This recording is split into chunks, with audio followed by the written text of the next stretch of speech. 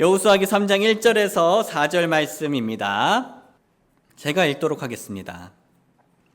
또 여호수아가 아침에 일찍 일어나 그와 온 이스라엘 자손이 시딤에서 떠나 요르단강에 이르러 그들이 건너기 전에 거기에서 묵었더라.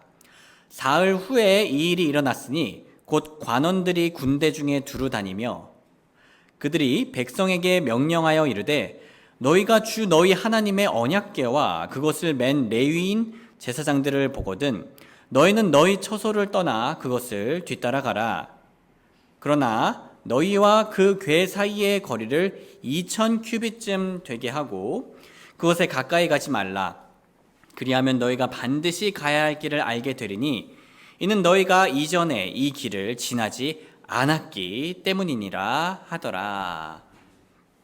오늘 말씀 주제는 앞길을 모르더라도 하나님만을 믿는 자가 되기입니다. 앞길을 모르더라도 하나님만을 믿는 자가 되기. 성도님들, 일반적으로 우리가 처음 가는 길을 가야 할 때는 긴장이 되곤 합니다. 그렇지 않나요? 예를 들면 작년에 휴양의 장소를 답사하기 위해 처음에 갈 때 제가 긴장이 됐습니다. 왜냐하면 제가 어떤 길을 경험하게 될지 잘 모르기 때문입니다. 실제로 제가 그 처음 갔을 때는 길을 잘못 들러서 인도로 들어갈 뻔했었어요. 그리고 우리가 지금까지 갔던 여름 휴양의 장소들은요, 하나같이 다 그렇게 쉽지만은 않았던 걸로 제가 기억을 합니다. 험난하고 또 꼬불꼬불하고 위험할 수도 있는 구간들이 한두 군데는 꼭 있었어요. 그래서 저도 저지만 우리 저녁에 오시는 분들이 안전하게 도착하시길 항상 기도했고요. 감사하게도 역시 우리 베스트 드라이버 형제님들과 자매님들 너무 안전하게 잘 도착했었습니다. 하나님을 찬양합니다. 그런데 성도님들, 이런 위험과 걱정은 우리 인생길에도 마찬가지이지 않습니까? 우리 인생에는 난생 처음 경험하는 것들이 수두룩합니다. 처음 대학을 갈 때, 처음 군대를 갈 때, 처음 취준생이 됐을 때, 처음 취업을 할 때, 처음 결혼을 할 때, 처음 아이를 가질 때, 처음 자녀들을 시집장가 보낼 때, 처음으로 은퇴할 때 등등 우리는 이전에는 가지 못했던 길을 자주 들어섭니다. 오늘 본문에서 여호수아와 이스라엘도 우리와 같은 상황에 놓여 있었는데요. 그들은 이전에 가지 못했던 길을 이제 막 가려고 했던 참이었습니다. 그리고 어려움과 위협이 확실하게 예정된 길로 갈 예정이었습니다. 그들은 그냥 어려움도 아니고요. 어찌 보면 불가능해 보이는 전쟁들을 앞으로 계속 해나가야 했던 상황이었습니다. 이스라엘은 가나안 땅 사람들에 비해서 수적으로 매우 적었고요. 또 신체적인 조건도 불리했습니다. 저는 이런 이스라엘 상황이 우리와 비슷하다고 생각했습니다. 우리나라에서 기독교인은 아무래도 그 수가 적습니다. 진실되게 예수님을 따르려는 기독교인들을 만약에 고려한다면요, 아마 더더욱 적을 겁니다. 우리나라의 문화에는 성경과 반대되는 철학과 생각이 또한 만연하고요. 이렇게 우리가 하나님의 뜻에 따라 승리하는 삶을 사는 것은 매우 어려워 보입니다. 정리하자면 우리는 이스라엘 백성처럼 앞길을 모릅니다. 그리고 우리는 이스라엘 백성처럼 우리가 갈 길 위에 위험은 확실히 서 있을 겁니다. 심지어 때때로 그 위험은 여리고 성벽처럼 단단하고 두꺼울 것이고요. 또 골리앗처럼 승리하는 게 너무나 어려워 보일 수 있습니다. 이렇게 우리의 사기가 떨어지는 상황 속에서 우리는 어떻게 해야 할까요? 우리는 하나님을 믿어야 합니다. 성도님들, 우리가 이전에 가보지 못한 길을 운전할 때 무엇을 의지하나요? 내비게이션을 의지합니다. 우리의 감정이나 직감을 의지하기보다는요, 우리는 내비게이션을 의지합니다. 사실 그 상황에서는요, 내비게이션만 거의 의지한다고 말하는 것이 맞을지도 모르겠습니다. 이것처럼 우리가 이전에는 가보지 못한 인생길을 걸어갈 때 우리는 하나님을 의지해야 합니다. 더 정확하게 말하자면 하나님만을 의지하려고 해야 합니다. 왜냐하면 우리가 이처럼 온전히 우리의 감정이나 직감이 아니라 하나님만을 의지하고 행할 때 하나님만 보여주실 수 있는 귀한 일들이 일어나기 때문입니다. 지금부터는 어떤 귀한 일들이 일어나는지 간단히 보여드리겠습니다. 먼저 하나님께서는 믿음으로 행하는 자들을 기쁘게 여기십니다. 믿음으로 행하는 자들을 기쁘게 여기십니다. 즉 우리의 믿음이 전능자 하나님을 기쁘게 할 수 있다는 겁니다. 히브리서 11장 6절 우리 한번 같이 읽어보겠습니다. 시작. 그러나 믿음 없이는 그분을 기쁘시게 하는 것이 불가능하니 이는 그분께 나아가는 자는 반드시 그분께서 계시는 것과 또 그분께서 부지런히 자신을 찾는 자들에게 보상해 주시는 분이심을 믿어야 하기 때문이라. 여호수아는 한 치 앞도 모르는 미래 때문에 불안할 수도 있었습니다. 그리고 그는 누구보다 전투 경험이 많은 전사로서 앞으로 예정된 싸움들은 상식적으로 불가능하다는 것을 누구보다 잘 알고 있었고요. 하지만 그는 기분이나 경험에 의존하며 결정을 내리진 않았습니다.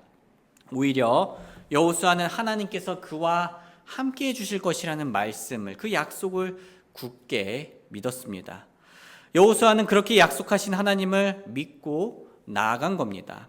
마치 한 사람이 처음 운전하는 길이더라도, 험난한 길이더라도 내비게이션을 믿고 나아가는 것처럼 말입니다. 이 시점에서 제가 강조하고 싶은 것은 여호수아의 믿음은 맹목적이거나 근거 없는 믿음은 아니었다는 겁니다. 여호수아가 가나안 땅으로 가는 믿음은 하나님께서 약속해 주신 땅이라는 사실과 하나님께서 함께 하신다는 말씀에 확실한 근거를 둔 믿음이었습니다. 우리도 마찬가지입니다. 성경에는 이런 약속이 있는데요. 히브리서 13장 5절 우리 같이 읽어보겠습니다. 시작. 이는 그분께서 이르시기를 내가 결코 너를 떠나지 아니하고 너를 버리지 아니하리라 하셨기 때문이라. 우리는 하나님께서 우리와 함께 하신다는 약속을 굳게 믿으며 하나님의 뜻대로 내일을 살아갈 수 있습니다. 그리고 우리는 하나님을 믿으며 이렇게 말할 수도 있을 겁니다. 함께 읽어볼까요? 시작. 그러므로 우리가 담대히 말하되 주는 나를 돕는 분이시니 사람이 내게 무엇을 행하든지 내가 두려워하지 아니하리라 하노라.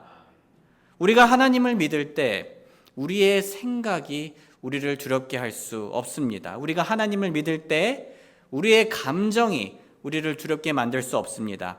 우리가 하나님을 믿을 때 우리 주변 사람들이 우리를 두렵게 만들 수 없습니다. 오히려 우리는 주님이 나의 도움이시다라고 담대히 말할 수 있습니다. 그리고 성도님들, 중요한 사실이 하나 있는데요. 주님을 신뢰하는 사람은요, 곧 주님을 사랑하는 사람이다라고 말할 수가 있습니다. 왜냐하면 사랑은, 성경에서 나온 사랑은 온전히 믿고 신뢰해 주는 것이기 때문입니다. 고린도전서 13장 4절부터 이제 그 사랑의 특징이 나오는데요. 4절과 7절을 보면은 사랑은 모든 것을 믿고라는 특징을 가지고 있습니다. 우리의 믿음이 곧 하나님을 사랑하는 것인데 전능자 하나님께서 우리의 믿음을 기뻐하지 않으실 이유가 없으십니다.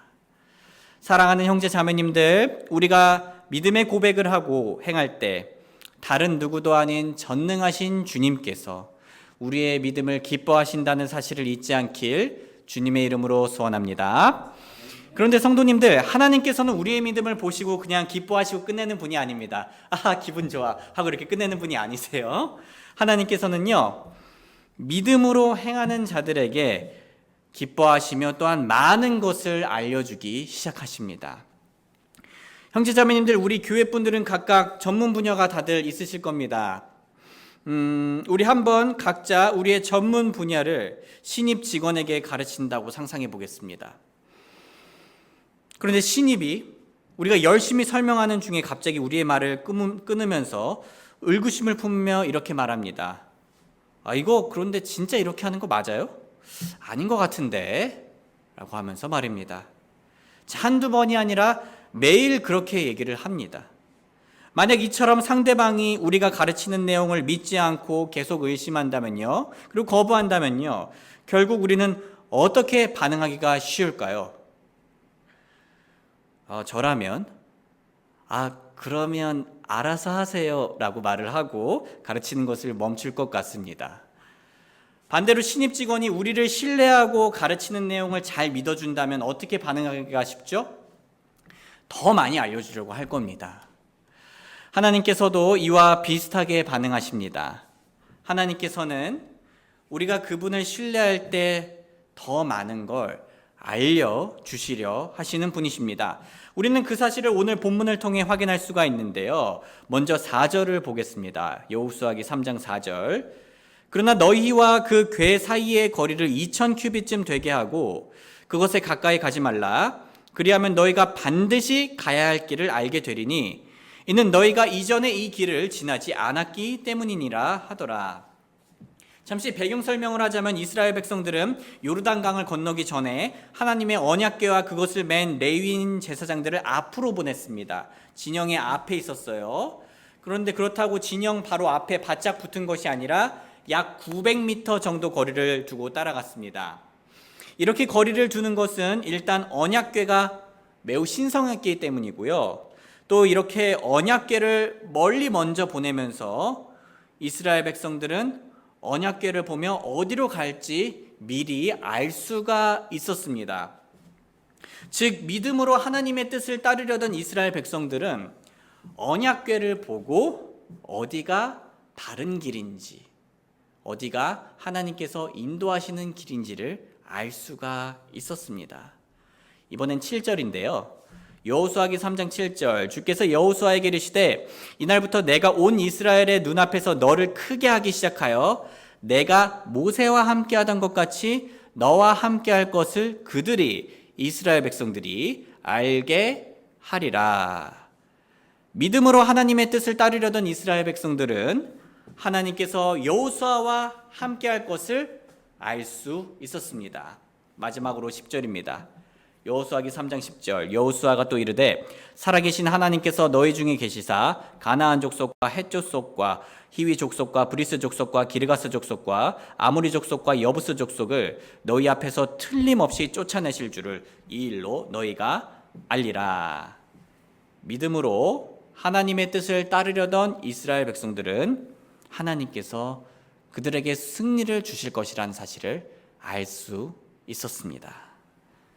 사랑하는 형제 자매님들, 우리도 마찬가지입니다. 우리가 믿음으로 하나님을 따를 때 이스라엘 백성과 비슷한 경험을 하게 됩니다. 믿음으로 하나님을 따를 때 우리는 언약궤 대신 하나님의 말씀을 보며 무엇이 바른 길인지 더 잘 알 수 있게 됩니다. 믿음으로 하나님을 따를 때 우리는 하나님께서 누구와 함께 하시는지 알 수 있게 됩니다. 믿음으로 하나님을 따를 때 우리는 하나님께서 우리에게 주실 승리를 알 수 있게 됩니다. 요약하자면 하나님을 향한 우리의 믿음은요, 바른 길, 좋은 사람, 기쁜 승리를 알 수 있게 해준다는 겁니다. 지금까지의 내용을 정리하자면 우리가 온전히 하나님만을 의지하고 행할 때 귀한 일이 일어납니다. 먼저 하나님께서 믿음으로 행하는 자들을 기뻐하시고요. 다음으로 하나님께서는 믿음으로 행하는 자들에게 많은 것들을 더 풍성히 알려주시는 분이십니다.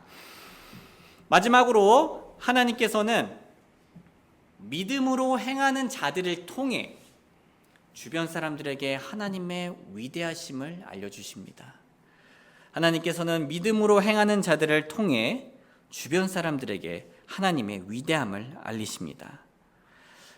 이스라엘 백성들은 요르단강을 홍해바다를 건널 때와 비슷한 방식으로 건너게 되는데요. 여호수아기 3장 11절부터 제가 읽겠습니다.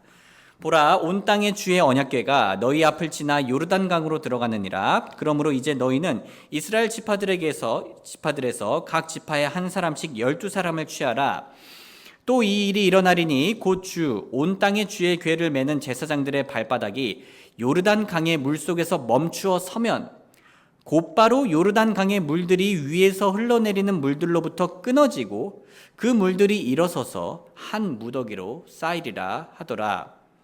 또 이 일이 일어났으니 곧 백성과 백성 앞에서 언약궤를 맨 제사장들이 요르단 강을 건너려고 자기들의 장막에서 떠났고 요르단 강이 수확할 때에는 항상 그것의 모든 둑에서 넘치므로 궤를 맨 제사장들이 요르단 강에 이르고 그들의 발이 물가에 잠기니 위에서부터 흘러내리던 물들이 일어서고 솟아올라 사르단 옆의 도시 아담에서부터 멀리 떨어진 곳에서 한 무더기로 쌓이더라.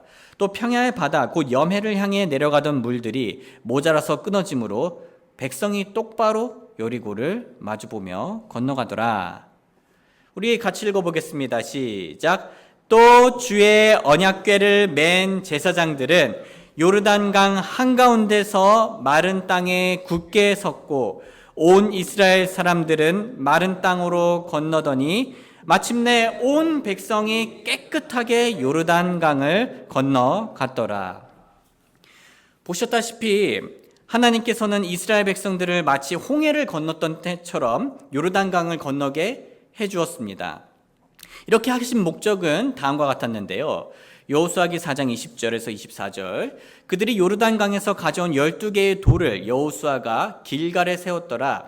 그가 이스라엘 자손에게 말하여 이르되 훗날 너희 자녀들이 자기 아버지들에게 물어 이르기를 이 돌들이 무엇을 뜻하나이까 하거든. 그때 너희는 너희 자손들에게 알게 하여 이르기를 이스라엘이 마른 땅을 밟고 이 요르단강을 건넜느니라. 이는 주 너희 하나님께서 우리가 건널 때까지 홍해를 우리 앞에서 마르게 하신 것 같이 주 너희 하나님께서 너희가 지나갈 때까지 요르단강의 물들을 너희 앞에서 마르게 하셨기 때문이니.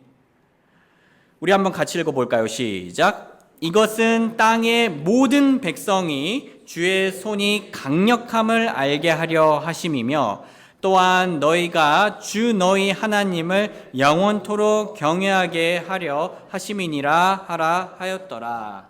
하나님께서 이스라엘 백성들에게 요르단 강을 건너게 하신 이유는 두 가지가 있었는데요.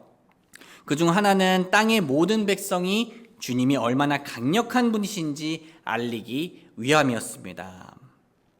요르단강 주변에 있었던 민족들이나 이스라엘 백성을 예의주시하고 있었던 민족들이 있었겠죠. 그들은 놀라운 하나님의 능력을 목격할 수 있었습니다.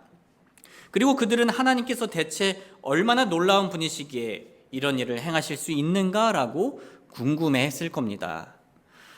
소중한 형제 자매님들, 우리가 하나님을 믿을 때 우리만 하나님에 대해서 더 잘 알게 되는 게 아닙니다. 혹은 우리의 자녀들만 하나님에 대해서 더 잘 알게 되는 게 아닙니다. 물론 그것도 매우 중요하지만요. 우리가 하나님을 믿고 행하는 삶을 살 때 직장에서든지 가정에서든지 어디에서든지 말입니다. 우리 주변에 믿지 않는 분들이 하나님이 얼마나 대단한 분이신지 알게 됩니다. 왜냐하면 그들은 우리 인생과 마음에서 놀랍게 역사하시는 하나님을 두 눈으로 목격하게 되기 때문입니다. 즉 우리의 믿음은 이뤄진 자들을 향해 복음을 전하는데 매우 중요한 간증이 됩니다. 혹시 복음을 정말 전하고 싶으신데 또 혹은 시도해 보고 싶으신데 무엇부터 시작해야 할지 모르는 분들이 계십니까? 그러시다면 먼저 하나님을 신실하게 믿고 또 실천하는 것부터 한번 훈련해 보시길 바랍니다. 그러면은 복음을 전할 수 있는 분위기가 자연스럽게 형성될 겁니다. 말씀을 정리하겠습니다. 사랑하는 형제 자매님들, 우리는 예수님을 믿음을 통해 은혜로 구원받았습니다. 하지만 우리의 믿음은 구원받을 때 끝나는 게 아니라 거기서 시작입니다. 그렇다면 우리가 평소에 하나님을 믿으면 어떤 귀한 일이 일어날까요? 전능자 하나님께서 믿음으로 행하는 우리를 기쁘게 여기시고요. 하나님께서는 믿음으로 행하는 자들에게 바른 길과 좋은 사랑과 기쁜 승리와 같은 좋은 것들을 많이 허락해 주시고요. 하나님께서는 믿음으로 행하는 자들을 통해 하나님이 얼마나 대단한 분이신지 주변에 알려주십니다. 우리의 믿음은 복음을 전하게 되는 길이 되고 우리의 믿음은 하나님께 영광 돌리는 기회들이 될 것입니다. 소중한 형제 자매님들, 마지막으로 저는 이 사실을 강조하며 마치겠습니다. 우리가 믿을 때 분명히 이처럼 많은 유익들이 있습니다. 그리고 하나님께서는 그런 유익들을 약속해 주셨어요. 받을 겁니다. 하지만 우리가 믿는 가장 근본적인 이유는요, 엄밀한 의미에서 말했을 때 그 유익들 때문은 아닙니다. 우리가 그 유익들을 받긴 할 거지만요, 우리가 믿는 가장 근본적인 이유는 하나님을 향한 사랑이어야 합니다. 직장이나 학교에서 그리고 교회나 가정에서 어려움이 있으실 때 하나님을 사랑하시길 바랍니다. 하나님을 사랑하며 신뢰하시길 바랍니다. 왜냐하면 그분은 우리의 사랑을 받기에 합당하시기 때문입니다.